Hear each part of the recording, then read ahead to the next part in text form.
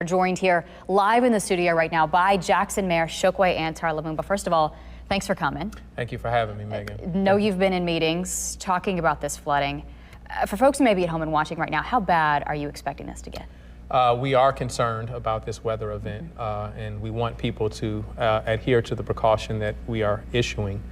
We want people not to take this for granted. I know that we've had a few announcements in recent weeks about flood waters and the amount of rain that we've received. Some of those occurrences have not been as dangerous as we may have anticipated, but I don't want people to be lured into complacency. This is serious. If it were not serious, I would not take the step of issuing a mandatory evacuation for those low-lying areas. And let's talk about that. You issued that mandatory evacuation order today. Yes. And now you have workers out. What are they doing to make sure people get out? So what we have workers in different capacities. There are workers who are manning the phones for the 311 line for those individuals who may have difficulty leaving their home on their own. And so I encourage people to call the 311 service if you have an issue of that type, so you can make people aware and we can make accommodations to service your need. And we have police officers that are going door to door, knocking in the areas of highest risk to ensure that people know that a mandatory evacuation has been issued. It was necessary that we waited until the conclusion of the workday so that we would see the majority of people who are returning home after the work hours. And what can you tell us about the areas that y'all are especially concerned about?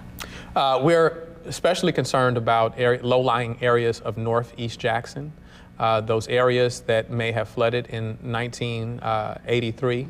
And there are a few areas, Eastover community, Westbrook Road, River Road, South West Street downtown, Silas Brown, and Hightower. Some individuals aren't familiar with what happened in '83, and so we want them to go to the maps. You can actually go on the City of Jackson's website, and on that website you will find a link that MEMA has provided for us that will be able to indicate to you what the estimates are for those areas if you live in a space that we believe that you could be threatened by this event. And if you are in one of those areas that could be threatened, when do you need to get out by? I know folks have a lot of things to do sometimes around their homes. We wanted to take every precaution to let people know as soon as possible. We know packing up belongings and making travel arrangements is not something that you do in an instant. What we learned from our studies of '83 and '79 is that we could have communicated sooner in such an event. And so we expect that this storm will hit sometime between late Saturday evening or Saturday evening into Sunday morning. And so we're asking people to make those arrangements, and it's probably best that you be out by tomorrow. Okay.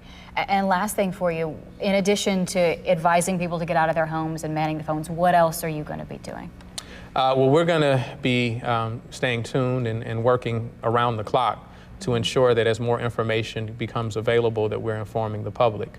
Depending on how bad the storm gets, the greater the risk to other residents across the city.